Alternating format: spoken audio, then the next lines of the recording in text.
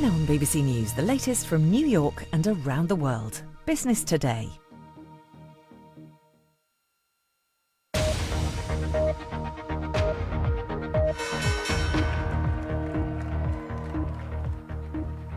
Live from New York at the opening bell, this is Business Today.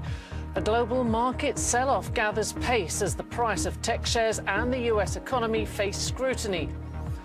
Adding to those fears, the boss of Google tells the BBC no one will be unscathed if the AI boom collapses. I think it's both rational and there are elements of irrationality through a moment like this. No company is going to be immune, including us. If you overinvest, we'll have to work through that phase. Plus, crypto crunch, more than $1 trillion has been wiped off digital currencies as Bitcoin and others continue to slump. And speaking of bubbles, Perrier faces a legal reckoning over whether it can call itself natural mineral water. Welcome to Business Today, live from New York. I'm Michelle Fleury. And a sell-off is what we wake up to here on Wall Street that has rippled through global markets. Here at the open, shares of the tech giants hardest hit amid concerns about their sky-high valuations. Adding to those fears, a warning from one of Silicon Valley's titans, the boss of Google, owner Alphabet, who has told the BBC no company will be immune if the AI bubble bursts. We'll hear more from him in a moment. All of this setting up a feverish atmosphere ahead of results from AI chip giant Nvidia after tomorrow's market close. Well, let's bring in Jim Thorne. He is Chief Market Strategist at Wellington Altus Private Wealth here in New York. Jim, what a morning to see you on here. The S&P down for the fourth straight session at the open here. I know that you are sort of quite bullish. You see this as a buying opportunity. But tell us, where are we? Is this sort of the end of this correction or just the beginning? I think it's the end of the correction. I think we've got to get used to these sentiment-driven rallies on the upside and sentiment-driven rallies or corrections on the downside. Around here, I think we chop. I think there's excessive amounts of fear. And look, I mean, we are still early in this AI build-out, which I would suggest is going to be larger than the build-out of railroads. And so we've got a long way to go. However, when you have companies that don't have valuation support, we typically have very intense sell-offs because people talk about the bubble. I don't see the bubble happening for at least another 5 years, or shall we say the bubble popping. So, but if you think back to the dot-com bubble at the time, obviously there are companies from that period still around today, very big, very strong, but there were plenty of casualties. And I guess, isn't that what we're seeing here? People are trying to decide who are going to be the survivors and sort of which companies actually turned out to be froth. You're absolutely right. A little bit different this time because, the CapEx boom is 100% tax deductible. So we've got economic policy supporting it. We have I would argue, a huge liquidity wave coming. And typically bubbles don't end because stocks are rich in price. They end because of the punch bowl has been taken away, which is liquidity. And we see the Fed cutting rates next year. We think that the Fed is they've gone too far in quantitative tightening, and they've got to sort of raise the level of water in the bathtub, which is of bank reserves. I think the president of the New York Fed, Mr. Williams, has been talking about that. So I want to just be clear. Yes, look, in any major innovative phase, we're going to have overinvestment and there's going to be losers.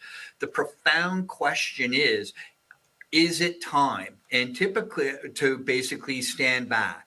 I would suggest not when a global liquidity phase is happening. Maybe early next decade, sure, but not right now. Right. Jim Thorne, Chief Market Strategist at Wellington Altus Private Wealth. Thank you very much for joining us. Thanks for your insights. Thank you. Well, adding to those nerves, the boss of tech giant Alphabet, the owner of Google, he has told the BBC there are some irrational elements to the AI investment boom. And he's warned that no company would be immune, including his own, if the bubble burst. Sundar Pichai was speaking exclusively to our economics editor, Faisal Islam, at Google's HQ in Mountain View, California. Well, it's an extraordinary moment even by Silicon Valley standards. Every decade or so, you have this inflection points. You have a new technology. It was the personal computer at one point, the internet coming in the late 90s. Then it was mobile. Then it's been cloud, what we call as cloud. Now it's clearly the era of AI. And can you give us a sense of the scale, the sheer amount of investment going in? Maybe 4 years ago, Google was spending less than $30 billion per year. This year, that number is going to be over $90 billion.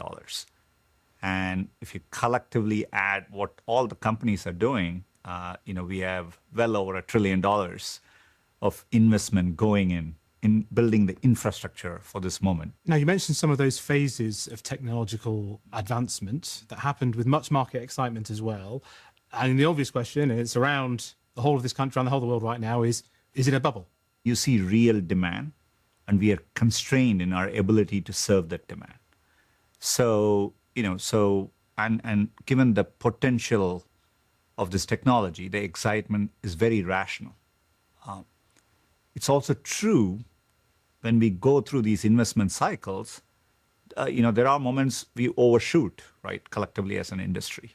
We can look back at the internet right now. There was clearly a lot of excess investment, but none of us would question whether the internet was profound or did it drive a lot of impact. It's fundamentally changed how we work digitally as a society.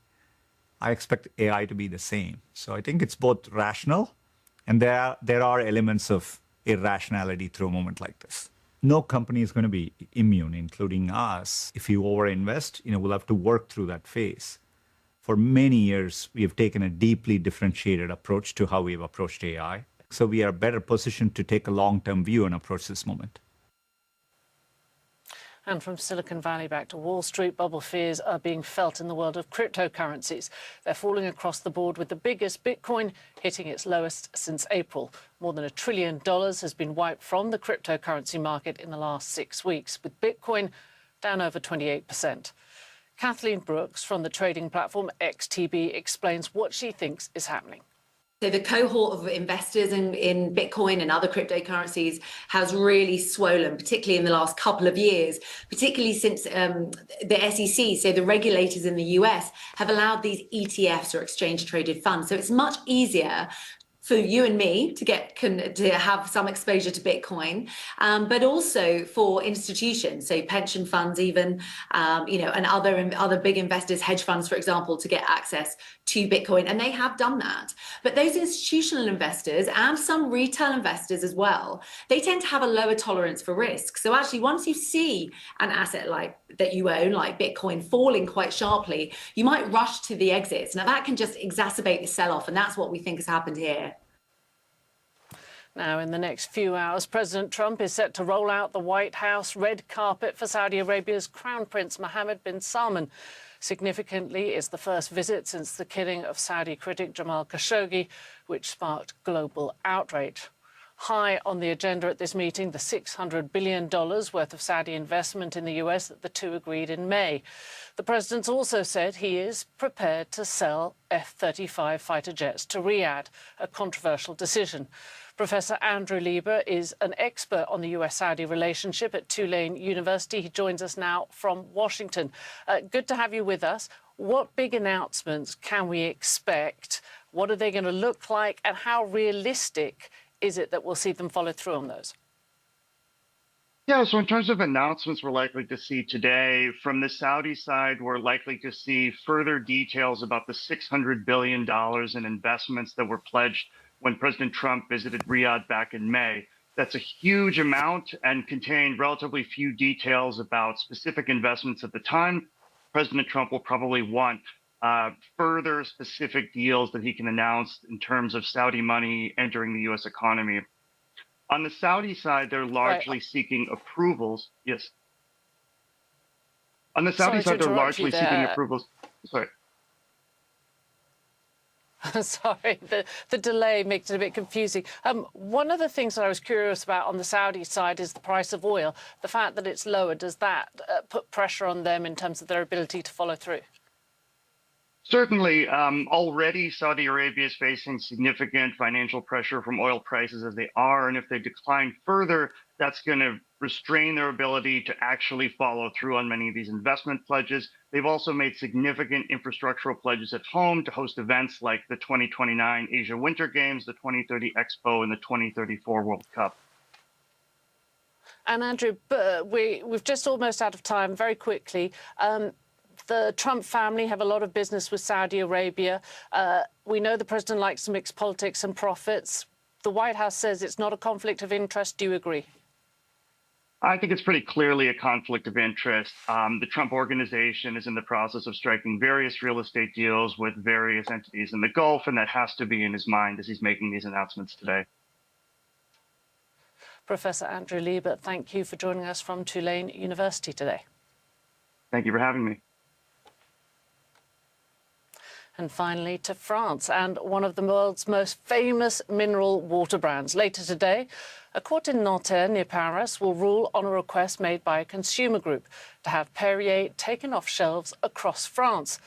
The main issue is whether Perrier can continue calling their bottles natural mineral water. It follows revelations in the French media about filtration systems that have been widely used in the industry, apparently because of worries about water contamination after years of drought linked to climate change. As consumer campaigner Susie Sumner explained to us earlier.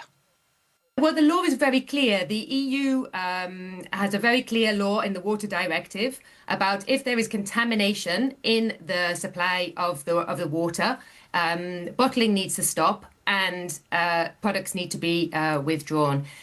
Nestle have been using for Perrier water filtration methods which are allowed for tap water, but not allowed for natural mineral water. Well, if it's not natural mineral water, then it's tap water, like we're getting all of us in our bottles. So the very fact that they are using, they are selling, Perrier is a product which is supposed to be natural mineral water, but consumers are not getting what it says on the label. And just before we go, a quick recap of where we are in the markets at the moment. The Dow Jones Industrial Average fell around 400 points at the open. The S&P 500 down around 0.5 percentage point. Again, we continue to see these fears around AI and whether or not stocks are overvalued. That's it for this edition of Business Today. Thanks for watching and do stay with us here on BBC News. Goodbye.